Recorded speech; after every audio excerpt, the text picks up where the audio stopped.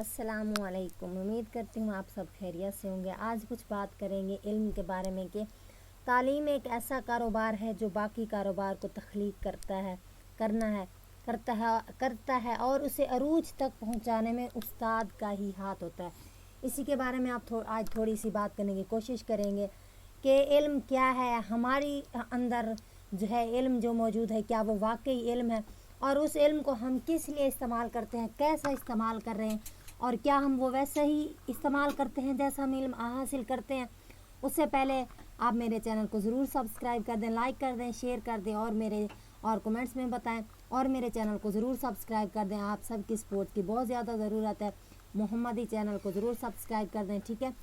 आज की वीडियो शुरू करते हैं इल्म के बारे में कि इल्म क्या है, तालीम क्या है। तालीम एक ऐसा कारोबार है जो बाकी कारोबार को तख्लीक देता है। अगर किसी इंसान के पास इल्म मौजूद होगा तो उस इल्म के ज़रिए से इंसान जो है ना अपने ख्यालात को तब्दील करेगा और अच्छे से अच्छे उस इल्म को इस्तेमाल करेगा, और जो है वो उस इल्म को अपने कारोबार के लिए, दूसरों को संवारने के लिए उस चीज़ को इस्तेमाल करेगा।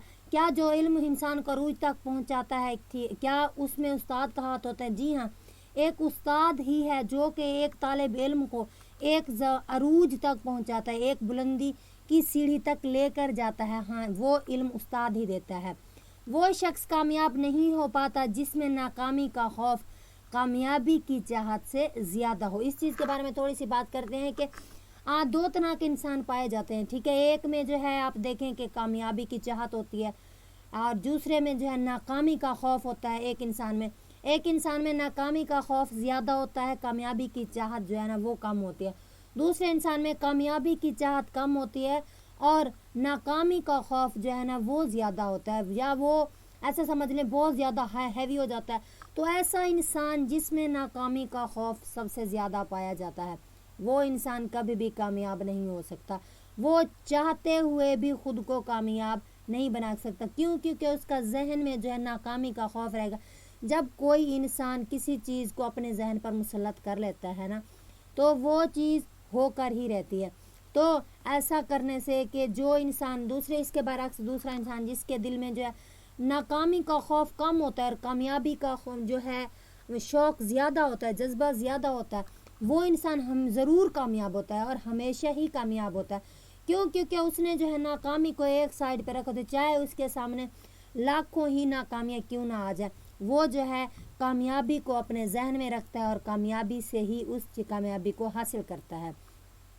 किताब, अगर कोई तालिब इल्म ये सोच ले कि इल्म उस्ताद से नहीं किताब से हासिल होता है, तो उसने नाकामी की पहली सीढ़ी पर कदम रख लिया। इस चीज़ के बारे में थोड़ी सी बात करते हैं कि काफ़ी सारे तुलबा ऐसे होते हैं जो कि समझते हैं कि उस्ताद सिर्फ़ और सिर्फ पढ़ाता है, समझाता है और उसका ज़्यादा किरदार नहीं है। तो मेरे ख्याल में ऐसे स्टूडेंट्स, ऐसे शागिर्द जो है ना वो गलत तस्वर करते हैं। क्यों? क्योंकि दुनिया में वो बस हस्ती है माँ बाप के अलावा, वो उस्ताद ही हैं जो कि अपने शागिर्द को, अपने स्टूडेंट्स को खुद से ज़्यादा तरक्की करता हुआ देखना चाहते हैं। देखें, बात ये है, ये नहीं है कि इल्म किताबों से आता है उस्ताद से नहीं आता, उस्ताद से आता है या किताबों से नहीं आता। इल्म तो किताब पढ़ने से इल्म नहीं आ जाता। किताब पढ़ने को तो कोई इंसान भी पढ़ सकता है, लेकिन असल चीज़ यह है कि इल्म को सीखना, इल्म को समझना कि आखिर इल्म है क्या, किस चीज़ के बारे में है, क्या है ये सब कुछ। उस्ताद अगर इल्म पढ़ाने को उस्ताद पढ़ा दे, अगर समझाने पे बात आ जाए ना, इंसान जो है उस्ताद को समझने के बगैर जो है ना कभी भी कामयाब नहीं हो सकता।